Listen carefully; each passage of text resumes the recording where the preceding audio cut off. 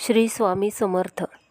ज्या वास्तूमध्ये देवांची नित्य पूजा केली जाते, भगवंताचे नामस्मरण केले जाते किंवा उपासना केली जाते, अशा वास्तूमध्ये कोणत्याही प्रकारची दुष्ट शक्ती प्रवेश करत नाही. तसेच अशा वास्तूला कोणत्याही प्रकारचा दोष लागत नाही. म्हणून काही शक्य नाही झाले तरी नित्यपूजा केली पाहिजे आणि मंत्रजप सतत चालू असावा. श्री स्वामी समर्थ. जय जय स्वामी समर्थ.